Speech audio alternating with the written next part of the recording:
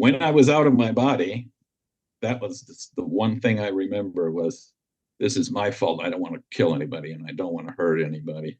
Was I was starting to live like half in the spirit world and half on earth. And some of the trees were calling to me after that. And it wasn't every day, but it was, enough that you never forget. Many, many times I will know what's going to happen. Not like Dead Zone, touch somebody and you know their destiny. But oftentimes I will see something or someone and know what's going to happen. I guess a reward, that the universe kind of gives you a reward when you follow through on your intuition instead of ignoring it. All right, my friends, here we are today with Jeff Schmidt, and he had a near-death experience in his teenage years, and correct me if I'm wrong, Jeff, of course. And he's going to share a little bit about that and what he learned, and if he decides, maybe give us a short bio leading up to that. Wherever you want to start, Jeff, go ahead. The floor is yours. All right, Blaine, thank you. Yeah, I'm living in Chicago right now. I grew up in Wisconsin, the last of 6 children in a small town, and life was pretty much normal. I would call myself maybe an introvert and somewhat sensitive, but pretty much a normal guy with not a lot of conscience. I had no conscience really. And then in 1978, I was 17. My father got transferred to a big city, and as the last of 6, all my siblings got married off or stayed back, and I went with my parents. So last of 6, I only had a few friends because I was careful to have good friends. And suddenly I was alone in the Milwaukee area with just my parents who were working. And it was at the end of my junior high school year. So that was a shock. It was just a big culture shock, the difference of everything. And then things started happening to me that I couldn't explain. And it was very almost sudden as soon as we moved. I can't explain why.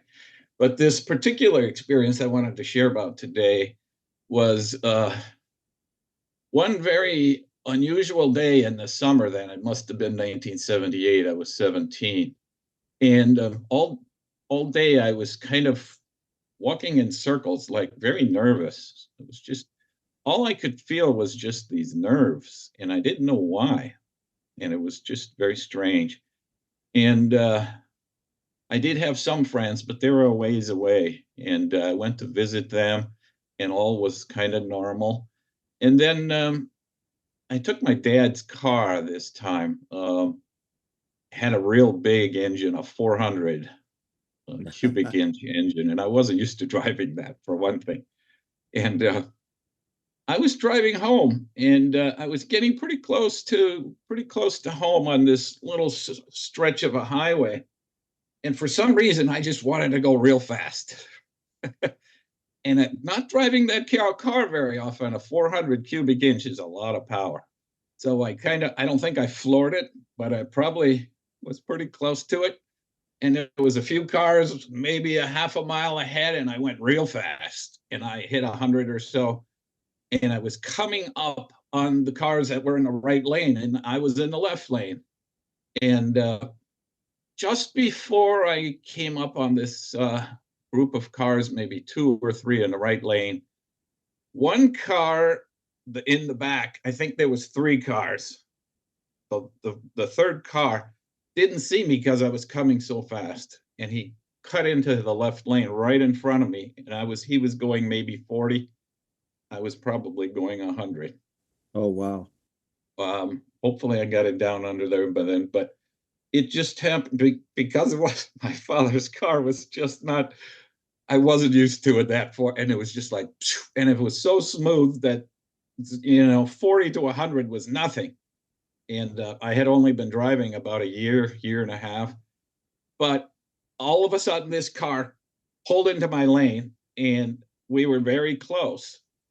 So what happened is very strange to me. But time stopped. He pulled in front. I was approaching him. I was, hard to say. Let's just guess 10 feet away. And time stopped. And I left my body and I went upwards somewhere into this. I couldn't see anything, but I could sense, first of all, I was out of my body and there was a round table. And I could just sense a round table and there were people all around it. And it was a man who was sort of the leader who was talking. And we had this conversation on what to do. So I'm thinking, where am I, what's going on? But I had this conversation and they were all focused on me. So they must have known, to this day, I believe that was the day I was going to die. But there was some kind of intervention there. And so we've got this round table. I can't see them, but I could sense at least a dozen people around it. And this one man, and we were discussing what to do, because I had 10 feet and probably 60 miles an hour difference, and I knew that in the other lane there was a little boulevard, grass boulevard, and in the other lane there was some oncoming traffic. So we were discussing what to do to try to, first of all, I told them, I said, okay, whatever we do, I don't want to kill anybody. I'll die myself, but I don't want to kill anybody. So I didn't want to go off to the left lane because that could have lost control and been a head-on collision. So we ruled out that option. And if I stayed where I was and tried to stop, that wasn't going to work, and I could have killed that other person in the car that just pulled in front of me. Wow. So you had like a choice then at that point. Yeah, this group was up there to help me make my choice. I assumed that they were maybe ancestors. I was going to ask you, do you think maybe they were your guides possibly, and sometimes guides are ancestors, I guess. Right. Definitely guides or ancestors. It didn't feel like they were angels. I've experienced angels in some ways that I could share sometime. It didn't feel like, it just felt like these were spirits that were guiding me or helping me and consulting with me, and I was consulting with them. The point being, I didn't look down because I couldn't see anything. So it's not like I looked down on the situation and saw the cars. And it was definitely dark, but I could sense all these people. And I don't remember how many questions and answers, how much give and take we had. But then we went through each scenario. And on the right, there was this big monastery, but it was set back. And they had this beautiful grass lawn. But from the road to the lawn was like this. So going off would have meant at that speed would have been quite the, going downhill. But we basically came to the conclusion that, and I remember insisting a lot, I don't want to kill anybody. I don't care what happens to me, but I don't want to hurt anybody because it was my fault. So I was taking full responsibility.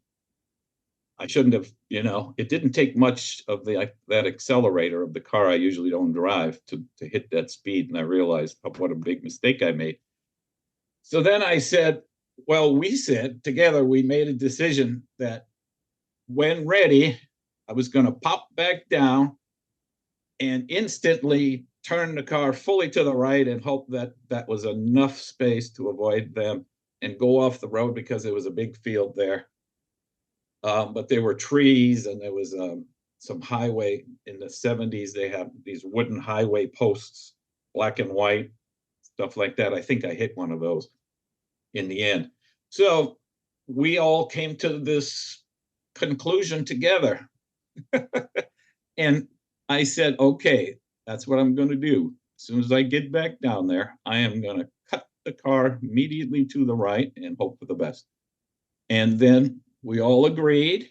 And I said to myself or to them, I don't remember, okay, I'm ready. And as soon as I said I'm ready, popped back into my body, into the car, and instantaneously pulled the car to the right as far as I could, as quick as I could. So I missed the cars, luckily. I didn't hit anybody, but I sort of went off the road, kind of flew. I was flying. And for some reason that day it was raining, so the grass was wet, and that was a good thing. Because I landed the car, this was like a 72 Pontiac Catalina or Bonneville, one of the two, big car. And Yeah. I kind of landed it. I landed it sideways. I landed sideways, but because the grass was wet, I wasn't flipping over like I should have been, because I sort of landed it like an airplane, kind of sideways. And if the grass was dry, or if I would have landed a little bit here or there, it would have been flipping over and over and over. Oh yeah. Yeah. How And how for old some, how go old were ahead, you? 17. Okay. All right. Go ahead. And for some reason that day, I also had my seatbelt on. And back in the 70s, we really didn't use them. Um, True. but that day I felt kind of safer because of the rain and because of the seatbelt. But I landed it, or it landed by itself, kind of sideways because I went off so sharp, I couldn't straighten it out. It was almost perpendicular to the road. I'm glad those wheels hung on. Those tires must have been good because it hung on real well. And I landed it like an airplane, and then just kind of soft landing. And then I was going sideways, kind of back and forth like this for probably a couple 100 feet because the Wow. grass was wet and it was nice grass. And I just dug the grass up and slid all the way up the field. And several times I remember, like, oh, it finally stopped, but then it kept going. So it must have been moving, like this. And at one point it wasn't shaking and I thought it ended, but then, oh no, it didn't stop. And then I kept going. Finally stopped. And I didn't know what what just happened.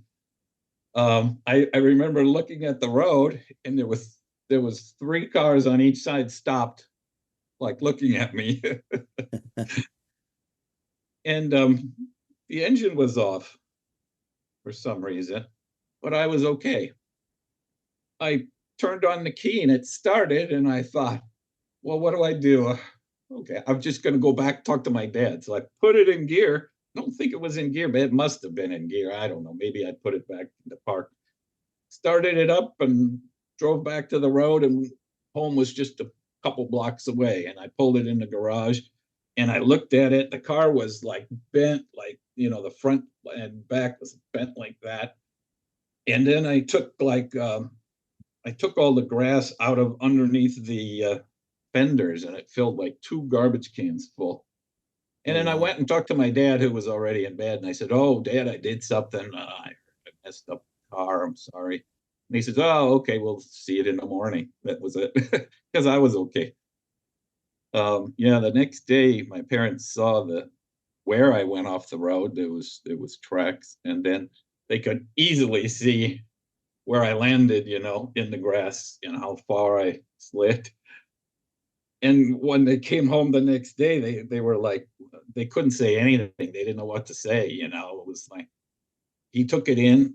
My dad took it in to fix it, and yeah, the frame was bent, and I felt bad. A week later, I wanted to try to pay for it, and he didn't want to take my money, which is amazing. Well, I yeah. think, but the car ran okay, but the frame was bent, and eventually he just traded it in on something. But I felt like it was my fault fully, and I had to try to be responsible. But when I was out of my body, that was the one thing I remember was, this is my fault. I don't want to kill anybody, and I don't want to hurt anybody. And they agreed, and they were quite helpful. I don't know if that didn't happen, if I would have come up with that idea myself or not.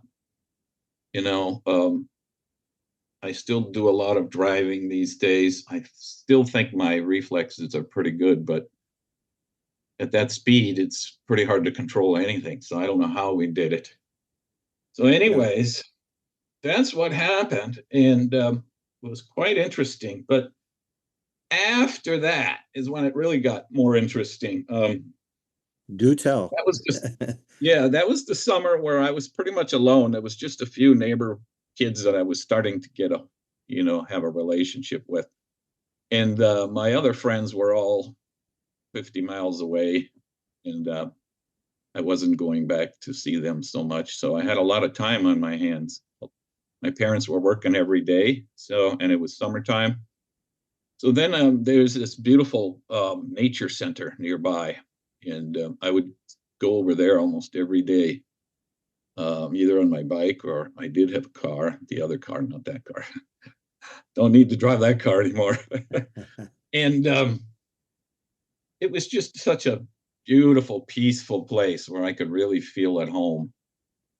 And it had a sort of a small lake and a waterfall and hiking trails. And each hiking trail was a different kind of a landscape. There was the Sierra or this one and the tundra and some was high grass, some was, anyways. I spent almost every day there after that time, and it just felt like after that experience that I had was I was starting to live like half in the spirit world and half on earth or in the physical world. My senses were like opening. So then I spent a lot of time there and I had some pretty unusual experiences. As a teenager, your heart is just kind of open and developing. And as we get older, it kind of closes up as we become sarcastic and all these things. But Salty. yeah. And I've been trying to stay forever young. I really try to be like, well, if I can keep a childlike heart, I can try to stay young. And I've always focused on that. But I was walking and hiking there a lot. And lo and behold, I had these interesting experiences. The little wildflowers, I could hear them calling to me. They wanted to be looked at and seen and touched. Oh, wow. And they had very high voices like, touch me, touch me. That was it. Touch me, see me. And some of the trees were calling to me after that. And it wasn't every day, but it was, enough that you never forget. I can't do it anymore. I go back to that place a lot and I can't replicate that experience. This was 46 years ago. So, Wow. but I still love to go back there because of my memories. Yeah. But the trees wanted to be hugged. And I guess I was one of the first tree huggers because I never heard of that. They wanted to be touched and climbed. So I So was climbing trees. when you did that, did you get anything back from the tree or the flower? They just felt more complete. Huh. They're looking for man's attention. Yeah. The flowers want to be touched and enjoyed and smelled, and trees want to be. They just want man's attention as sort of an object partner, as sort of the. It was quite the experience, and it wasn't just once. It was pretty much that whole summer. Wow. Almost every time that I went there. And the sound of the waterfall was like mesmerizing to me. It was just so calm and peaceful. You know how everybody loves the sound of water. Well, a lot of people, anyways, love the sound of water, running water or rain. But the sound of the waterfall was just so calming to me. And everything just seemed much more alive than just like a superficial observance. It got so much deeper, the sound of the birds was just so much deeper. And the amazing little flowers just wanted attention. And the trees just want to be loved and appreciated, or at least seen. Because so many things we go through in life, I live in the suburbs of Chicago, and sometimes I'm driving home and I'll be at a stoplight and there's a little forest preserve next door and there's deer feeding on the grass right next to the road. And I'm so amazed just to watch these deer at a red light.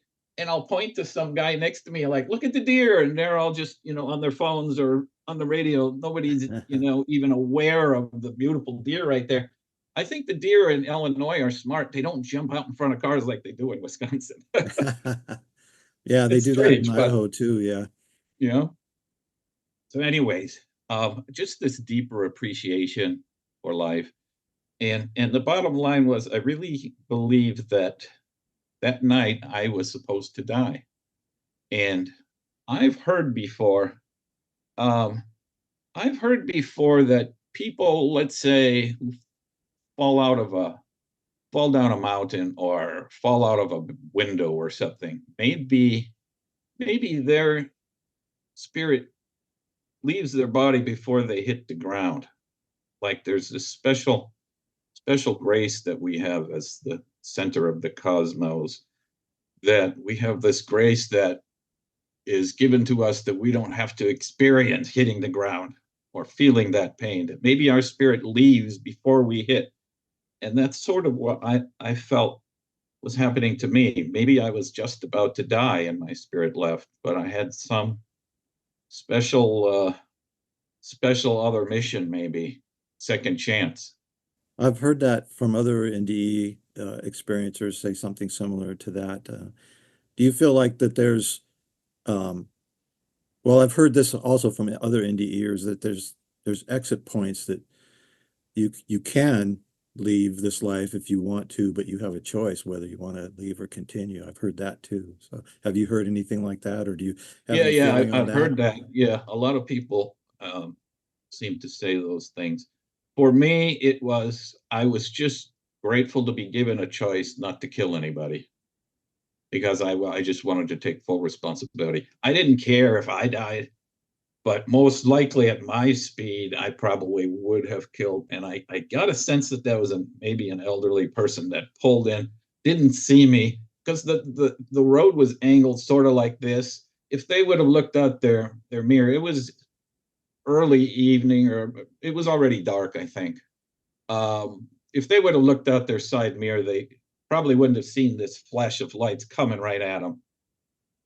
So I felt like I was guilty, they were innocent. I'm not going to kill an innocent person. That was my main concern. But I had this second chance to do something about it. And I didn't know, by going off to the right, that I could have been flipping and I could have been dead. But I felt this calmness from the rain on the grass, or the water in the grass, that I could slide, and also the fact that I had a seatbelt on, which I never usually did. It was sort of like, maybe I can get through this, but the main thing is I don't want to hurt anybody. And Yeah. so then when I had those experiences at the nature center, I became so aware. I never tried to, even today, if I see an ant, I purposely try not to step on an ant. And it's just like, the creation is so amazing and so beautiful, and it's really something that we have to appreciate more deeply. And I think a lot of people do, but a lot of people, I can tell, are just stuck in their routine and their life. And then on the weekend, they can go out and do something, but then it's back to work on Monday. And anyways, I just feel like since that time, I've been on borrowed time, Hmm. 46 years of borrowed time. So I felt like, um, with that second chance, I felt like, well, I have to find, my real purpose. And I wanted to then really find a way to help and serve and live for others. And so I kind of went that route after that. But I've had many experiences since then, but that was the one that really stuck with me. Sometimes when you have a lot of those experiences, unless you write them down, you don't think about them until something hits you. Right.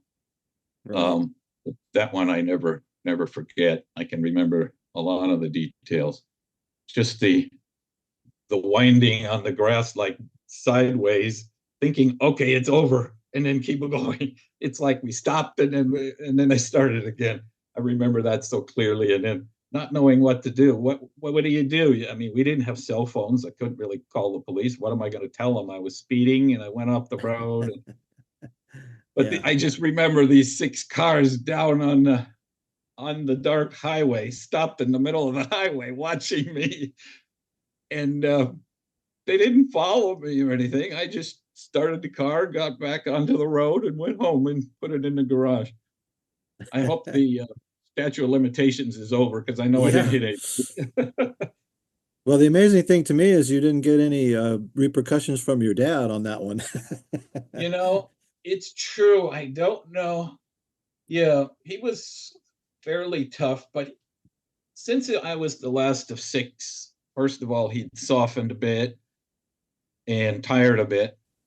Yeah. But yeah, our relationship was a lot more trustworthy after that too, and that's why I came to him and I gave him my because I was working part time and I gave him my checkbook. I said, "Here, just take it all and fix the car. It was my fault." And I was kind of shocked that he said he was like, "What's this?" I said, "Oh, it's my checkbook. I got to pay for the car." And he's like, "Oh no, no, don't worry about it." I was kind of surprised. Yeah. So Yeah. I could really trust my parents after that. Yeah, absolutely. So do you feel like you found your purpose to some degree or Yeah, fully? yes, I have. I've really had to kind of work hard and find it. But like I said, I feel fulfilled in serving others. I do a lot of volunteer work and whatever in any way possible, I try to help or serve others, live for others. And that's kind of where I can find happiness and kind of my calling and my purpose. But I think in the direction, if this experience hadn't happened, like I said, I had no conscience whatsoever. I wouldn't be the kind of person I am today without that, because that's when my conscience really and my thought process became much more universal. Even at 17, I could have a bigger mind because of that experience and having the flaw. But I never told anybody. I mean, since then I have, but not for years, about flowers talking to me, or it was just calling out, touch me, see me, and the trees too, and the water. It was just much more magical. It was like uh, another dimension. So I felt like I was sort of living half in the spirit world and half in the physical world. And even today, those experiences happen quite often. But it's a rich life. I think I would have been bored to death living just a normal life. And I'm so happy that I've been able to have this and I could find happiness this way Did you through this experience. And this was just like the beginning point. did you feel like there was a point where that experience with the flowers and the trees and nature started to fade, or did it just like you woke up one day and it was gone? Well, I did move away. And whenever I got back to Wisconsin, I always tried to go there and replicate that feeling that I had at 17. Um, it was never the same. Hmm. Nice to go back, and it was comforting, and the experience is nice, but I couldn't keep that attitude completely. But I've tried to take that attitude and kind of go beyond it anyways. But yeah, sometimes I miss that time. Like, here I am at the same place. How come I can't hear the flowers anymore? But I still touch them because I sense that they want to be touched and to be seen. So I learned my lesson. The creation is here to be loved. We are the one to love. And in a sense, we are sort of the mediators between the creator and all created things.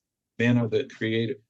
And we are sort of the ones that are meant to love all things. And If these you all if of you this want, creation are here for us. I So wanted that's to pretty ask much. you Go if ahead. did you have any spiritual or religious training when you were growing up, or Well, I was yeah, I think I was pretty religious in the Lutheran church. But after these experiences, like, I couldn't go to my Lutheran pastor and tell them what I was experiencing, because I didn't think that person would be really able to receive it very well. So yeah, I kind of went away from that route. So, yeah, I can relate to your, not wanting to talk to your pastor about that, especially in our day, back in those days. Right, This stuff wasn't as I don't know what the word is, wasn't it hadn't permeate society really at that point. right. But there were so many things along the way that I was able to learn and feel like well, I have plans to write a book of some of these experiences. And I know it's what everybody says, and nobody has time to do it. So I'm hoping it's not too late. And I did write a chapter or two, but I've got quite a ways to go. It's never too late. Well, hopefully you have time. Yeah. But I do feel like the things I've learned could be beneficial for some people. Yeah. Um, so is there anything that you wanted to add to that? Did you bring back any gifts other than what you already spoke about, or was it pretty much just the feeling in nature and so on? Well, it was a lot of intuition. Um, I Okay. can, when I'm in the right uh, frame of mind, many, many times I will know what's going to happen. Not like dead zone, touch somebody and you know their destiny, but oftentimes I will see something or someone and know what's going to happen. Um, I had a I had a my own retail business, and my wife was there, and she went out to the car, and this car pulled in, and I knew exactly who that person was, but I didn't know that. I never met the person. It was a friend of hers.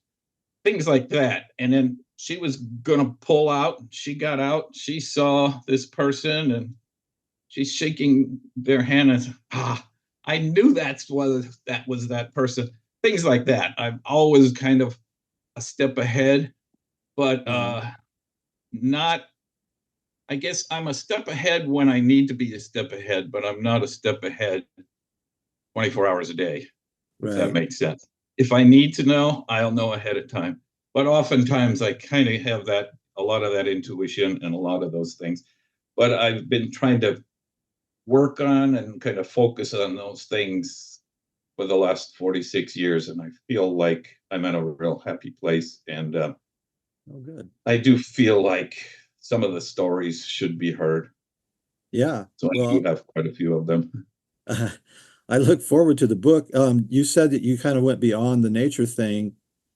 Is that what you've already talked about, or is there something there that you wanted to add to that? Well, yeah, the intuition and the we talked a little bit about angels. I've had some experience with angels. I was in one location. Let's see. I'll try to keep it general. I was in one place for a week, a campsite, and I kept getting an intuition that I had to save a child.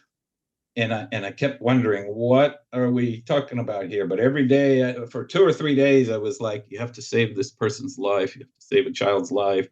And that was kind of driving me crazy. That can be a weird thing that you're hearing or feeling. You have to save somebody's life, and you have no idea. And then at one point, it actually happened.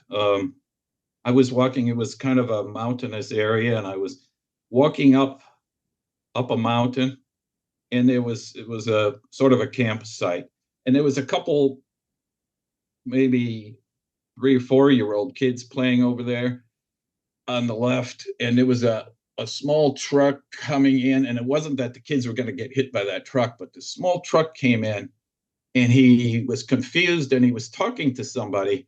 In the meantime, I was approaching the truck, and this one, I don't even remember if it was a girl or a boy, little kid walked behind the truck as I was approaching, almost at the truck. And then when I looked at the truck, he was in reverse. He didn't see this little kid. standing right behind the truck because he was talking to someone else. And then I realized he put it in reverse and there's a kid standing right there. So I had to kind of jump and push the kid away. And I figured, again, it was like, even though it wasn't my fault, I felt like I can sacrifice myself and push this kid away. He might get scraped, but he's not going to get run over and killed because it was just a toddler. And that happened. And things like that, it's kind of my life. But there's a certain, I guess, a reward that the universe kind of gives you a reward when you follow through on your intuition instead of ignoring it. I could have just kept walking and probably this little kid would have got run over. But because I was so aware for 3 or 4 days, I had to watch. And when I saw he was going in reverse and the little kid was there and you couldn't, it was one of those small pickup trucks and it was before the rear cameras and stuff, he wouldn't have never have known. So it was like, oh, I felt like this was going to happen and it actually happened. But then I just felt like a lot of waves coming in of gratitude. So I always kind of get that sense from the spirit world is watching. They're watching us. Yeah, that's good. I think that's an important message. I think people need to listen to their intuition more. Yeah. Because if you ignore it, good things aren't going to happen. But if you kind of listen to it and try to follow it, it can drive you nuts because you don't know how am I going to say? And I kept thinking, because we were in kind of these mountains, is a child going to fall down a mountain and I'm going to catch him? I don't think so. It wasn't like a steep mountain or anything. So it kind of drives you nuts, but you got to think that it's there for a reason. And when it happened, I was ready. Otherwise, I would have just been standing there while this kid got run over and I would have felt responsible. Why didn't I listen to my own conscience? Yeah. Yeah. And so trying to be sensitive in that way and somewhat knowing what could happen is and trying to follow it, kind of like following your original mind is really essential. If you don't, you're going to either lose that gift or something bad might happen, like in that situation could Yeah. have happened. Absolutely. Yeah. I So agree. that's why I feel like my life was very rich because I could always have these type, not daily, but let's say monthly, something interesting can happen. And if you stay attuned, then you're ready. You're ready for anything. Absolutely. Yeah. Well, Jeff, it's been an absolute pleasure listening to you. I'll make you a deal. Finish that book and we'll get you back on here Okay. and try to help promote that book, and hopefully we'll be a bigger channel by then. Yeah. Um, before we go, is there any last message that you would like to leave humanity with? Um, well, let's see. I feel like if you come to the fork in the road and you're just not sure where you should go, try to listen to your original mind. You know, take away all the junk, all the things in there that really don't belong. I always, as we had mentioned, I've always tried to focus on, because that happened to me as a teenager. I've always tried to keep a childlike heart inside. And I feel like even though I'm in my 60s now, sometimes I forget that I'm in my 60s and I think I'm 20 or even a teenager because I some of those things. If you can, follow that original thought or some sort of a divine uh, guidance, then every step you make, you won't regret. You won't be left at the end of your life with regrets. And a lot of people say, and what I think of as in the afterlife as hell is really just a life full of regrets. So if you can follow the right path whenever that fork comes up, then you can end with happiness and without regrets, regardless of, doesn't mean your whole life will be perfect or your family will, but you don't have to leave that baggage, carry that baggage with you into the next life. Well, thank you for that. That's a great message. I call that the you called it your original voice. Is that what you said? Original mind. The original mind. I call it the inner voice, I guess. That's why Yeah, I put the voice in there. right. But Well, if the voice is clear, that's kind of what it is. yeah, And it's really that conscience. And it was this experience with the car and leaving my body that made my conscience, something I was aware of. And I think if I wasn't going to die then, I probably would have really gone the other way and done a lot of uh, wrong things. so would you say that was a wake-up call then, basically? Yeah, it certainly was. And it again, it just feels like that was my time to die, and I had some other purpose. And I've got this 46 years of borrowed time, and who knows how many. So make the most of today, because I may be, I may die of a heart attack tomorrow morning. So at least you don't have that baggage with you, and that's how you can find the happiness and that keep that childlike heart. Awesome. Well, thanks, Jeff, for coming on. I really appreciate it. That was a fantastic message, and we'll get this out there, and hopefully it'll help somebody along the way. And Okay, so great. Well, thanks for inviting me, and I subscribe to you, so I'll keep watching. I appreciate that. So I'm getting subscribers here and there. Occasionally, I'll get a batch of them depending on what I put out there. But and I'm trying to put out there what I think people want to hear and trying to follow my intuition there as much as I can. Okay, yeah, So, great. Yeah, thanks so much. all right. Thank you. I appreciate it.